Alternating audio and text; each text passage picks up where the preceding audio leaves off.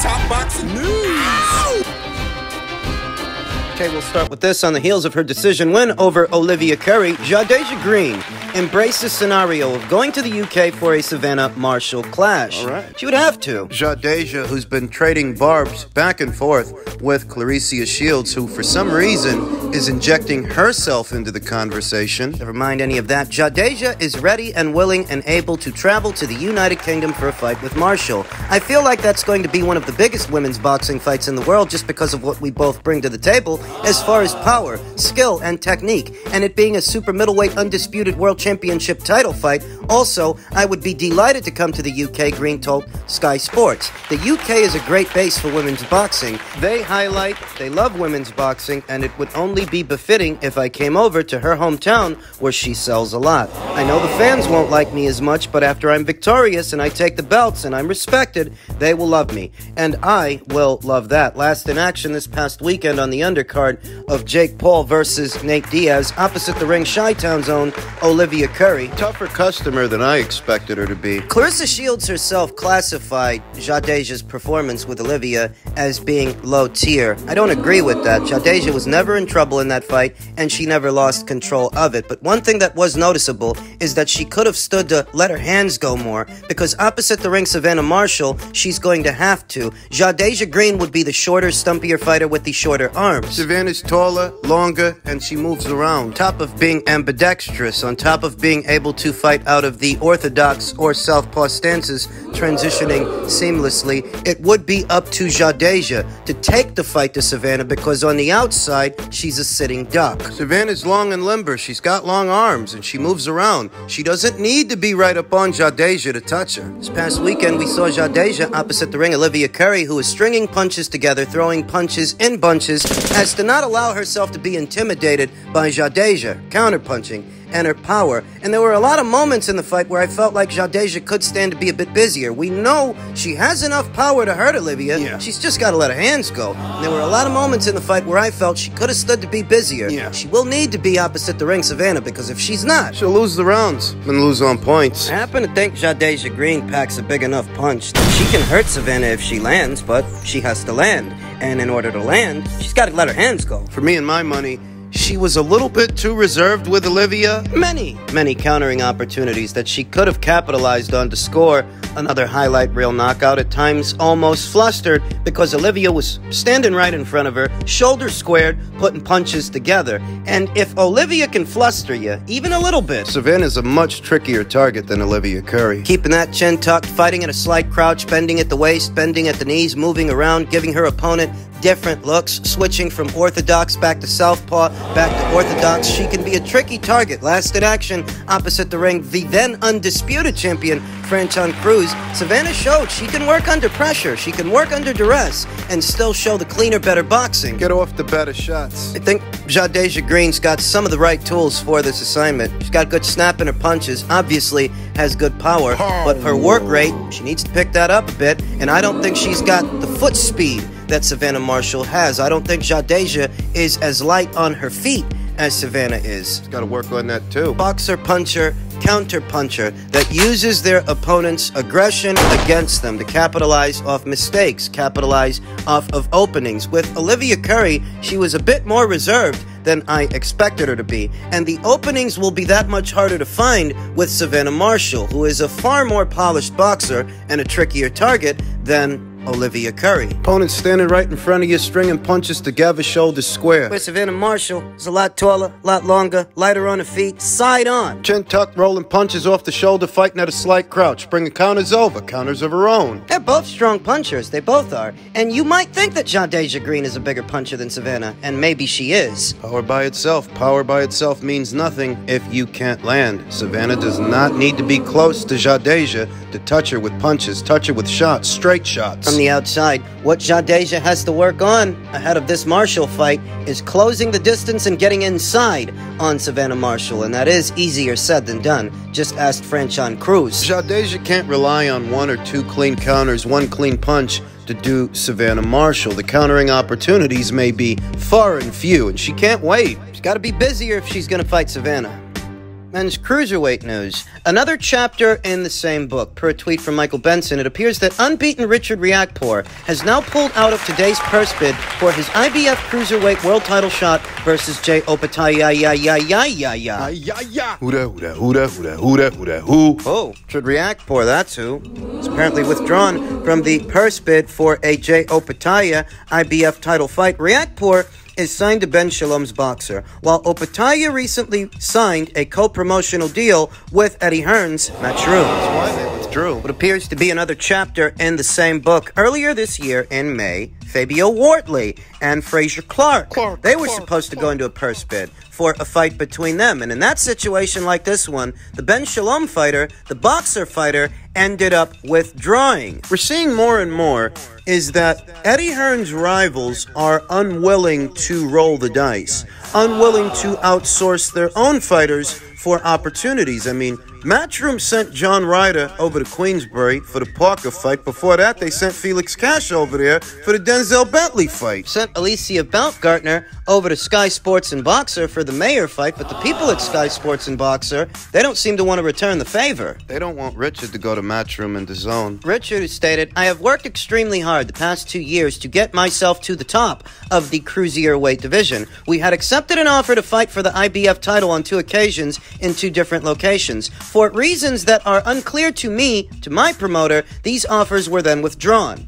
During these negotiations, I've missed out on other opportunities, which has left me inactive. It is clear other parties were simply trying to disrupt my journey, which I won't let happen. I have sacrificed a lot to be in a mandatory position with 2 governing bodies and have worked towards the titles my whole career. I would like to thank the IBF for their support, and I look forward to fighting for their prestigious title one day. However, I have chosen to go a different route and will be sharing news of another world title opportunity very soon. I will become world champion and I will unify the division." Matchroom chased him away. They scared him away. That's what happened. Richard Riakporhe seems to be relinquishing his top spot, his title shot by way of the IBF, likely because he's already ranked number 1 by way of the WBO. And it just so happens that Chris Billum-Smith is the current reigning, newly crowned WBO champion. That tells me that behind the scenes, Ben Shalom and the people over there at Boxer are working to do a rematch, a second fight between Richard and Chris. That's what I think is going on. I remember hearing something about Chris. A couple of weeks ago, something about him fighting Matthias Masternak or somebody. Rumors and rumblings that they might do a second fight with Lawrence Okolie. They might run it back. In truth, I think it would be better to do Chris Billum-Smith versus Richard Riakporhe 2 than run it back with Lawrence Okolie. The worst thing that could happen for Boxer and Sky Sports is Lawrence getting his hands on that title again. Chris is far more marketable, and so is Richard Riakporhe. Their base styles are more entertaining. We see what happened here. It's not complicated. At the possibility that Matchroom and DAZN might win the purse bid for Opetaia versus Riakporhe, Richard Riakporhe was likely instructed to withdraw, to walk away. They don't want their fighter fighting on another platform. Ranked right behind Richard Riakporhe, who has since walked away, is the former IBF champion, Mayris Briedis. Does this mean we're on the verge of a second fight between Opetaia and Mayris Briedis? Because what the IBF normally does, if one guy's unable to compete, if one guy drops off for whatever reason, they'll go down their rank standings to the next highest available contender. And in this situation, that appears to be the former champion, Mayris Briedis. Mayris Briedis has been out of action just as long as Opetaia. He hasn't fought since July of last year. Don't know if in this situation the IBF will afford Mayris Briedis the opportunity to fight Opetaia for a second time as his mandatory challenger. I don't know if they're going to do that. I don't know if they want to afford Jay a voluntary. Maybe.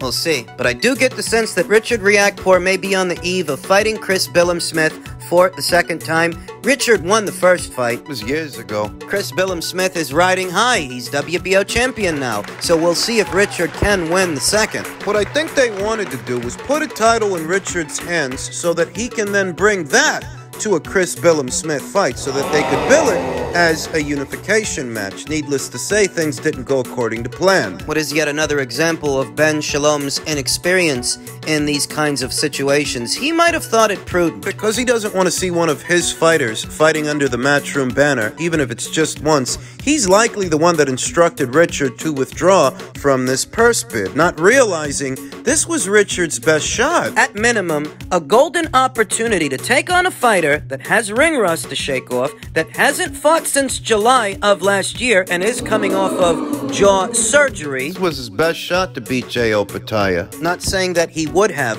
but now is a more opportune time to fight this fighter than perhaps later on, when he's had a tune-up fight, when he's shaken off the ring rust. You'd be fighting him off over a year of inactivity, coming off a jaw surgery. That was the right time to strike, pulling him out of this. You can do the rematch with Chris Smith, but that only gets him one alphabet title. He'd still be one of 4 champions at this weight, even if he wins. There's Badu Jack, the reigning WBC champion, who's on his way north of cruiserweight to bridgerweight to take on Lukas Rozansky. There's Badu Jack with the WBC, Chris Smith with the WBO, and France's own Arsene Goulamarian with the WBA, who I still don't understand. Why couldn't they get him for Richard Riakporhe? What the hell's that guy so busy with? He's not fighting in bigger fights. Still don't understand. In any event, I expect an announcement shortly that Chris Smith will be defending his newly obtained WBO title against Richard Riakporhe in what would be a rematch between them. Ben, he don't want to let his kids cross the street. That's the gist of it. Scared to lose the purse bid to Matchroom. It's what it all boils down to.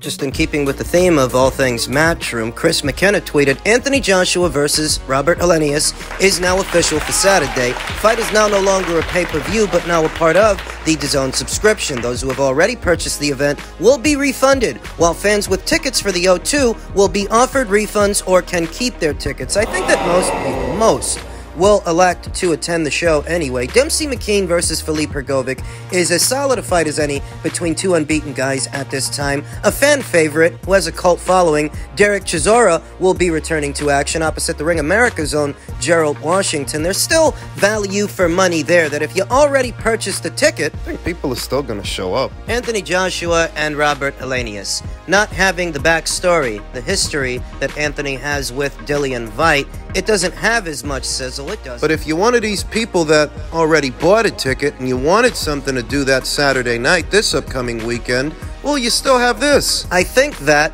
the people at Matchroom and DAZN in this situation did the very best they could under what were extenuating circumstances. It doesn't benefit them in the least bit that Dillian Whyte once again screwed the pooch, once again tested positive for a banned substance, though all in all, trying to salvage something, trying to save the date, it's still a decent looking card, and if you're going to watch it from home, it's not a pay-per-view anymore, so you don't got nothing to complain about. I still think a lot of people are going to be there. You've got unbeaten up-and-comer from Romford, the Romford Bull, Johnny Fisher. That guy sells tickets all over the place. You've got at least 2 guys with cult followings here in Johnny Fisher and Derek Chisora. Anthony Joshua, obviously, all of his marquee value. All in all, I still think they're going to get a good turnout for this thing. As far as Robert Helenius as a late replacement, a stand-in, having been in action this past weekend, the Nordic Nightmare, in his native Finland, opposite the ring, then unbeaten Mika Majalainen, scored a 3rd-round TKO stoppage. Looked like they were fighting in a dungeon or a castle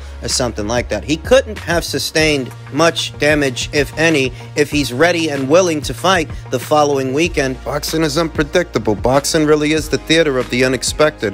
I don't know that going into that fight with Micah, Robert anticipated he would get the chance to make even more money the following weekend with a better caliber of fighter. The caveat here is that even though Eddie Hearn was able to save the date and salvage something from all of this, even though Dillian Whyte came very close to screwing the pooch for everybody, Anthony's fighting a common opponent between himself and Deontay Wilder, an opponent that Deontay dispatched in just 1 round. Now, most people, they don't pay as much attention as either I or you. They don't pay that much attention to detail. If Anthony goes in there and he don't stop this guy, if this goes to the cards, I anticipate a lot of people are going to let Anthony Joshua have it, irrespective of what you or I might think. Robert Helenius is a fighter who was stopped many years ago by Johan Duapa, who's little more than just a journeyman. In more recent years, late last year, he was stopped in one round. Stopped in one round by the first right hand that landed in the Deontay Wilder fight. I don't think it's unfair